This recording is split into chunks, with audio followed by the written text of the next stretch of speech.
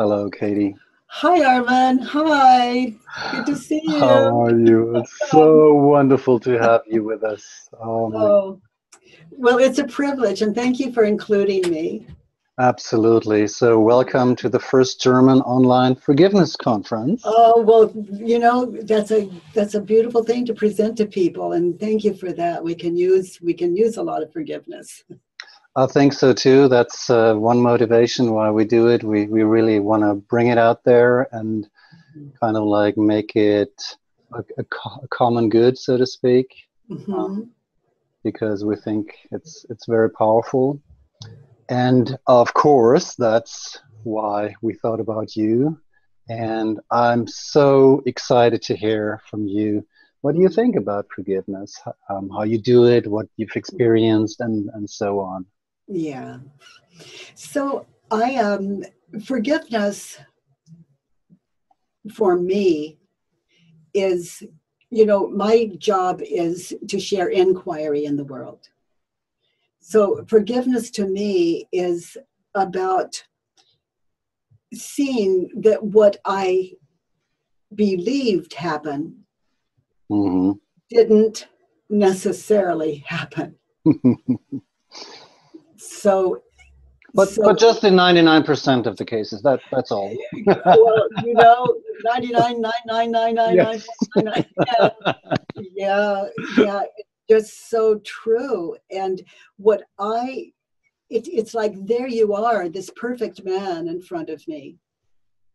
And if I am thinking, like if I'm putting post-its on you, mental post-its on you, these stickies, and like he doesn't like me.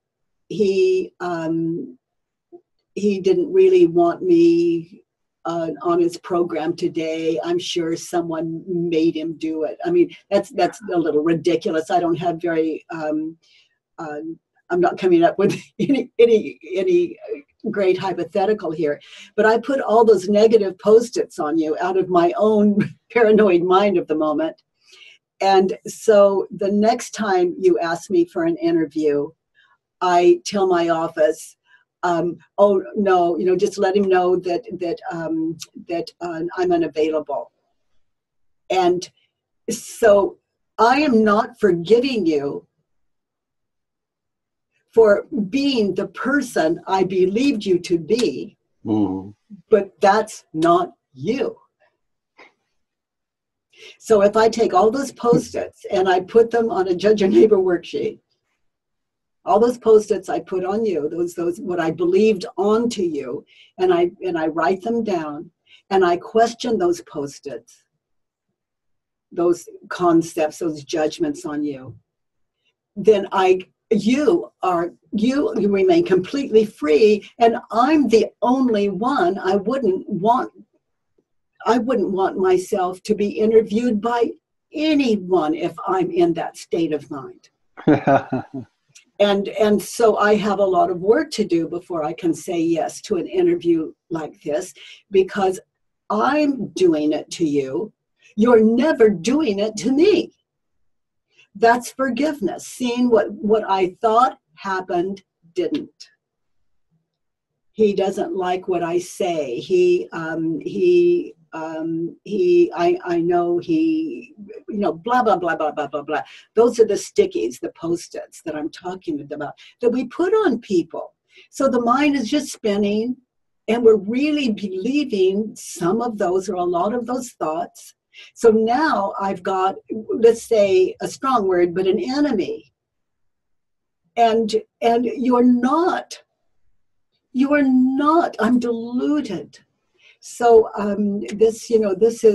this kind of inquiry, we not only find ourselves left in a state of forgiveness, but it is shocking to see that person to to sit with that. Let's say I've done the work on you out of that mind that I put on you. I've done the work on you, question those thoughts, and then the next time I see you, I'm shocked at how intimate we are together. And so there's nothing between us. I'm connected. But who took care of that? You didn't change. I questioned what I believed about you, and forgiveness happened. And there's not even a little, there's just no evidence of it left. Mm-hmm. I can remember it, but it's laughable. And that is, laughter is good between friends. And that's, Armand, why I say no one can separate me from them. I'm the only one that can separate me from another human being. And if I am not connected, then that's on me. I look at what I'm thinking and believing. I question that. I turn it around. You know, opposites, for those of you that don't know, the work's always free at thework.com. And I turn it around and I meet you again. And if I've done anything to hurt you out of that unkind mind, the next time I see you, I admit it. I apologize. Mm-hmm. All the breadcrumbs are gone. All those past breadcrumbs, Hansel and Gretel, where they left all the breadcrumbs. So my life is about picking up those breadcrumbs, all of them that appear. And then if I drop another one, pick it up. That way people can live in the present without a past. Yeah, wonderful. So I was just going to say it's an inside job, which it is, you know, taking all those Post-its, those sticky notes away. And I really liked what you said about maybe possibly hurting someone else by this attacking and an awful mind of mine. So then it also, well, it also starts with an inside job, like admitting, well, first I admitted to myself that I might have done something, but then I admitted to him or her, and that's a huge honesty. Well, it's right? very humbling. You know, the ego, Yeah. it's quite a turnaround for the ego. And it's, if we, you know, if it's not sincere, I certainly wouldn't do it. But if I'm thinking, so I wait until I am, and admit it, and apologize, and I make it right where I can. Like if I've gossiped about you, I've said something unkind about you, I've influenced someone negatively on you, then that's just my crazy. And I need to make that right and go back to those people and say, you know, I was nuts, and this man is a kind man, a good man. I'd be telling the truth because I have really done my work. So the hardest part probably is giving up the perceived need to be right, or to attack, or to also to separate. Well, separation is probably an effect of wanting to be right and wanting to judge, and probably not wanting to feel how hard it hurts. Yes.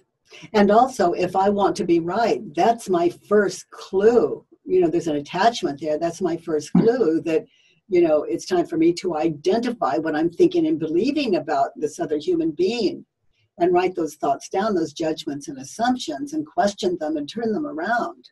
And that's the only way I know to turn my life around and to see people as they really are, as opposed to who I believe them to be prior to investigation. And I don't, no enemy, no enemy, no enemy, no enemy. If I have an enemy, that's on me, not the other way around. So we're talking about complete forgiveness here, total forgiveness. Yeah. Which is a process, obviously, because it takes time. But you know, it's a process. Yes, of course. But it's a process that you can complete, right? Yes, it is. And that's the good news. And it's, you know, it's and I'd never know myself if it's completed. That's the beautiful thing about life. It'll show me what I've missed. That's what life's all about. The enlightened mind. The enlightened mind has nothing to forgive. It's beyond judgment. And well, I'm guessing another effect of, or the kind of judgment we're talking about that oh would yeah. leave need for forgiveness. Hmm.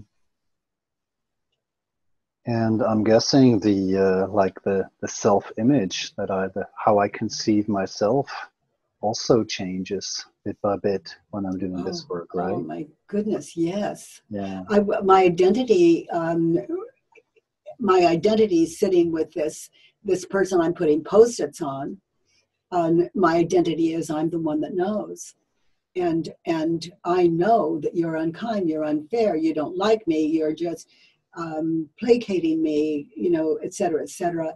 And I do the work, and those post-its are off of you, they're gone, and I'm connected.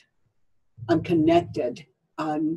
My true nature is available, and and so yours is available. Hmm. But this identity I had, I'm the one that's right. That's hard. That's really hard. It takes defense. It takes a life of defending. And defense is the first act of war. So there's the clue for that. Yeah. Yeah. Yeah, this being right is being is a being identified, an unquestioned mind. I have no way of knowing, when I'm right about another human being. It's enough to know what's right for me in my life. It's a full-time job. But I have to like me to deal with me. And if I don't like you, I don't like me. So you're the key to my own heart. Yeah.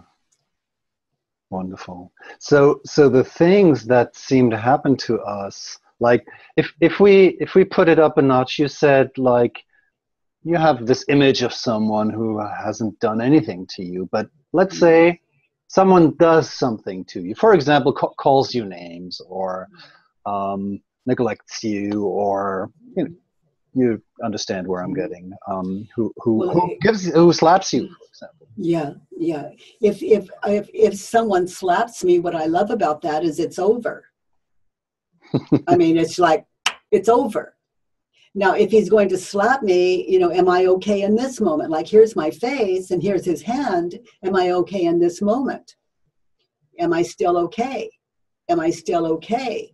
And then that happens. And without a past, am I okay? Without a past, am I okay? So without that, the slap only hurts when I'm living in a past. And it's only feared when I anticipate that he's going to hit me. So without the past or future, without remembering or anticipation, where's the fault on him? So I'm creating the fault on him. So the next time I see you, I'll recall that, but I won't recall attacking you. Mm-hmm. Or saying, oh, you hurt me. Well, my remembering and anticipating is what hurt me. That doesn't hurt. Wow, that's radical. So there's I like it. there's nothing to forgive. Still, you hit me. You're not my enemy. What I'm believing about you is you perceive. That is not you. So if I'm afraid of you, I'm not connected, and I can't even talk to you about, what were you thinking when you hit me? Have I done something to harm you? Or maybe I look at you and think, he hit me and he may just not want to talk to me, and I go on about my way. And if someone hits me, it doesn't mean that people listening to this, it doesn't mean you're not going to report it. It doesn't mean any of that. It's just that no enemy inside. Complete forgiveness. Again, forgiveness is holding those post-its on him that I was believing from past, future. And if someone says, what did he do to you? He hit me. And that's, he hit me. It's over. I mean, inside of me, I just saw him hit you. How do you feel about that? Oh, I feel like it's over. But in unquestioned mind, we'll say, how do you feel about him? I think he's terrible. I don't know why he hit me, and I didn't do anything to him to deserve that. So there's no forgiveness in that. So when people say they want forgiveness in their life, it's really? Because we think if we're not in fear, we're not protected, and our physical bodies are at stake. And mind is not body, so work with the mind and the body will follow. Wonderful. Yeah. That's the cause, right? The mind is always the cause. Mind is cause, body's effect. Yes. Mind is cause, enemy is effect. And story and personality and taking it personal and all the shebang, all the whole shebang. Yeah. The whole thing. If I see you as an enemy, I am insane. And fear is insane. It hurts. It's suffering. Oh yeah. And it's not that it's not as though we can do something about it when we have no way of knowing about it. And that's again, for me, I don't call it the work for nothing. I had to collect my thoughts and question them and be completely open to the answers for it to work. Mm-hmm. They don't work if we're not open to the answers. And it takes stillness. When we ask, is it true? For example, we need to sit, get still, and meditate on that question to see what meets it. And what meets it is big medicine. It will shift you right out of identity. Oh, thank you. So it's this meeting the question, the issue, or whatever, the story.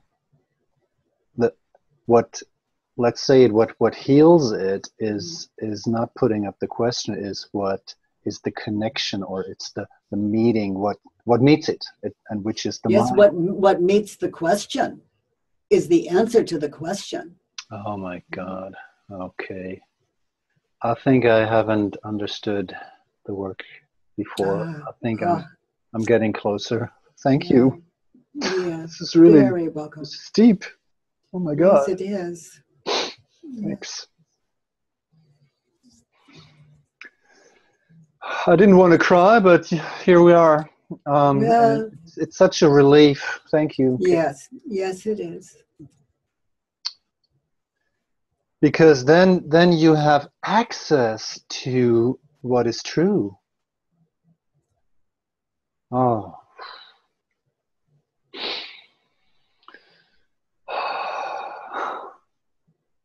Thank you.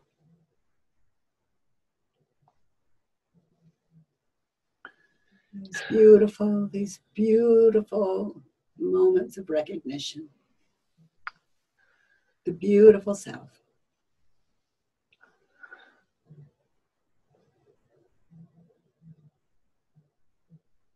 And now I'm just realizing if you call it forgiveness or whatever you want to call it, there's no other way. If you don't get access to that, how can you, not stay in the story? If there isn't a real and better alternative, how can you not stay there and not keep suffering? That's why, we don't know how to end war in the world. And this is the end of war in the world. This is the end of war in my world. And this invitation that you have dropped into so deeply, that's the beginning of the end of the war. Or we could say it is the end of the war in you just now. It's this beautiful, beautiful gift of now.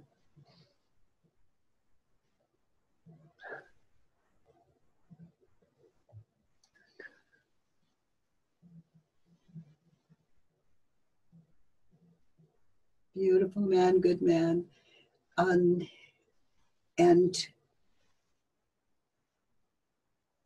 I love the way that you open so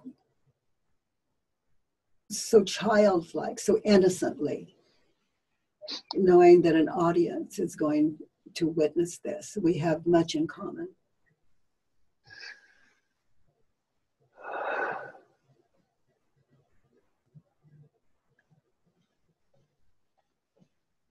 It's a gift, this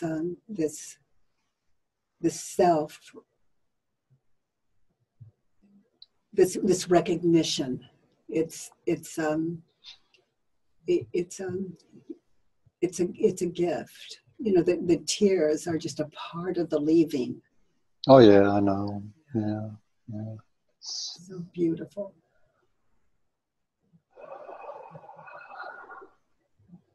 And they're only like the physical evidence of the recognition we experience inside. Yeah. Like this flower opening, the petals falling, it's so beautiful.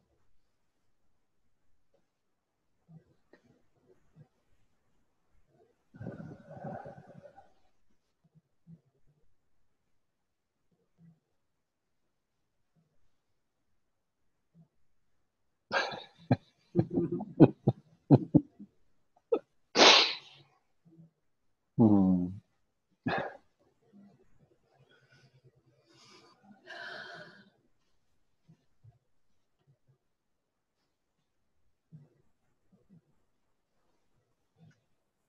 Thank you.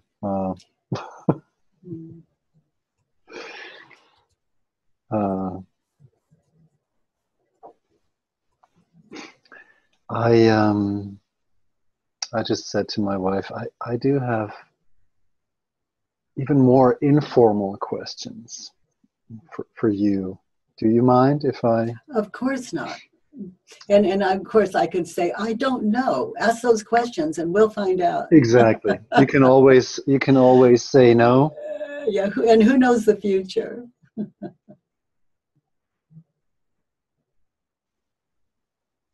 Yeah, exactly. Can I tell you something?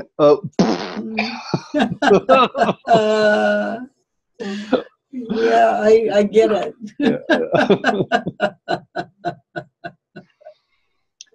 I read a little bit about your story, and when you hit rock bottom and saw the cockroach. I am very much interested in, did you do something that you could connect with your waking up? Was something going on in your mind? I was just in this dead sleep, and you know, many years of depression, and in this dead sleep, I was awakened so suddenly that mind didn't have an opportunity to identify as object, as body, as object. So it without identification, I mean, that was the experience. Yes.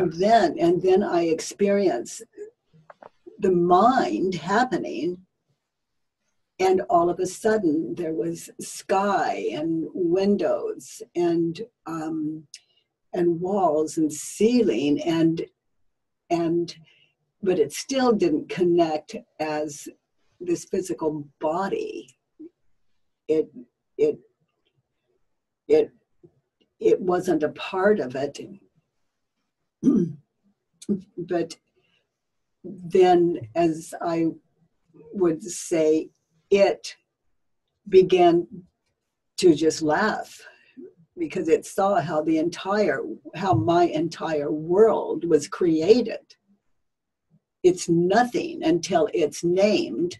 Yes. And then it's still nothing until you believe that name. And then the object becomes the apparent real. So, and then it, in that laughter, eventually it stood up, it walked out of the room into a bathroom and looked into the mirror, and then it connected, the eyes. I do this at the school for the work. It's like something happened, the eyes locked, and it was a kind of identification that was so subtle, so gentle, so ineffective and entirely effective. And the work was born on that floor. I saw that nothing was true. And I saw how I reacted when I believed the thought. How do you react? What happens when you believe the thought? I saw the entire world created in that moment. And who would I be without it is me prior to mind identifying objects, window, floor, ceiling. And then the opposites are true. So that enabled, our, as I say, as true or truer, but it's all left up to the mind to determine. So it gave me a way to live in the world without ever living in the world again. And so those, for people who have really deep experiences, and I'm sure people have had at least experiences at least as deep as that. It's just that I had the work, so it was maintained.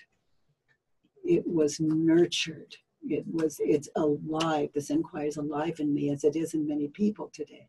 So you did apply it afterwards? Oh, it's alive.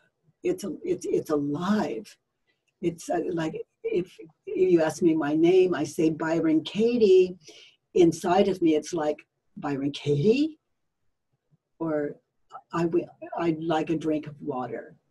Is like, I want a drink of water. In other words, everything just naturally ends in a question mark. The questioning mind. Wow, wonderful. And people that invite this work into their meditation practice, eventually it becomes a part of their mind as well. I've noticed, just automatic, but it's nurtured. It is a practice until finally it takes hold of us. But that takes a very open mind to, or a very vulnerable. It's a practice. It's a meditative practice, and it does take stillness. That's, I would say, that's discipline in the best sense. Yes, it's fascinating. It's fascinating. It's not about emptying the mind. It's about allowing, surrendering to the mind, and just offering up. And is it true to the mind that is childlike enough to entertain it?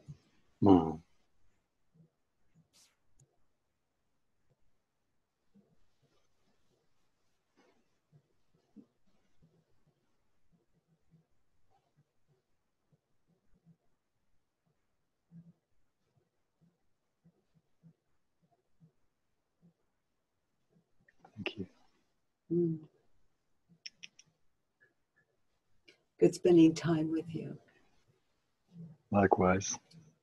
Thank you, Arvin. Thank you, and the best wishes from Switzerland, Germany, Austria, and feels like home. By the way, I drove through Barstow did you? a year ago? Yes, and we had to think about you so hard. Oh my gosh! I donated that there were 5 houses there. 1, 2, 3. There were 5 houses there, and when I moved the center, um, I donated that property, that entire thing to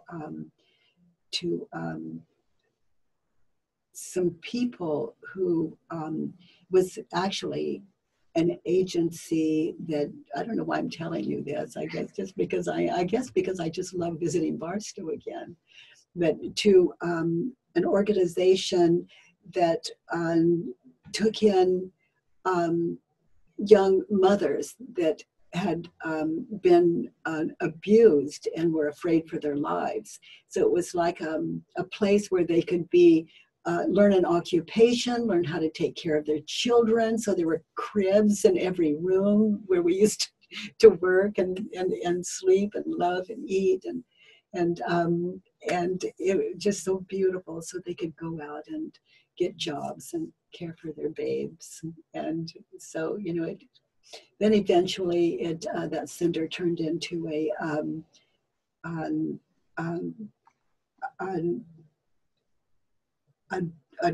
alcohol and drug rehab place as well. And I mean, went from one to the other. Anyway, that I love that place. Yeah, a nice symbol for some of your biography. Yeah, oh, very much so. Yeah. Yeah. Well, thank you so much for your time, for your presence, for your wisdom, and for the connection, Katie. And